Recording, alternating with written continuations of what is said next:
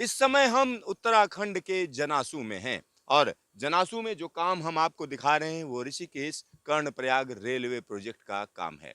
यहाँ पर मैं इस प्रोजेक्ट की सबसे लंबी टनल के ऊपर खड़ा हूँ, ये मैं कह सकता हूँ। Tunnel number 8। टनल नंबर 8 की अगर हम बात करते हैं तो तकरीबन 14.5 किलोमीटर लंबी यह टनल है। देवप्रयाग से सीधा सीधा जनासू में खुलती है और यहाँ पर जो पोर्टल है, अगर हम पोर्टल की बात करते हैं तो ये टनल 8 का पोर्टल 2 है।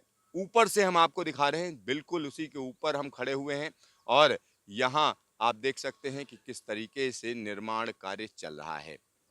जो जगह आपको सामने नजर आ रही है ये जनासू यार्ड की जगह है और यहाँ पर जनासू यार्ड रहेगा।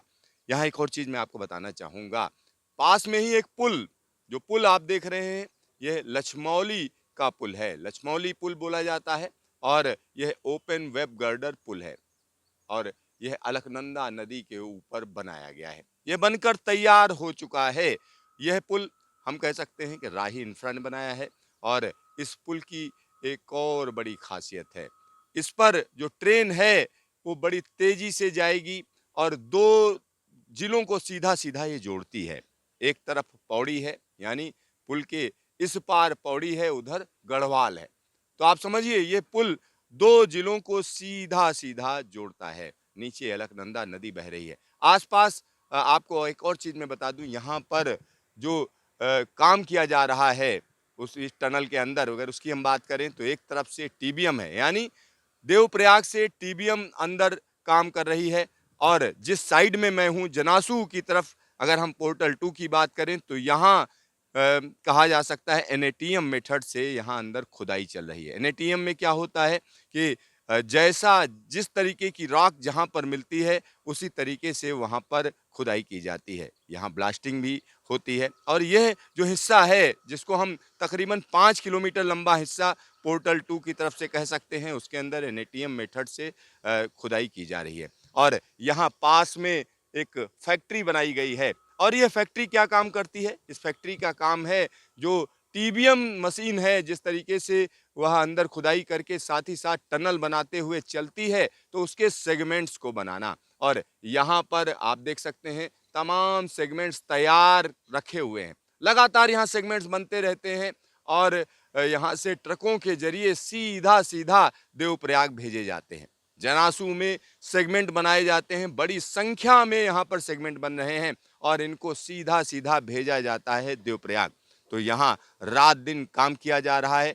पास की फैक्ट्री आप देख सकते हैं कि किस तरह से फैक्ट्री के अंदर जो बनाया जाता है, जो इस तरीके के सेगमेंट बनाए जाते हैं उसमें खास तरीके की सीमेंट, खास तरीके की सेटिंग के साथ एक निश्चित टेम्परेचर पर बनाया जाता है जिससे मजबूती बरकरार रहती है।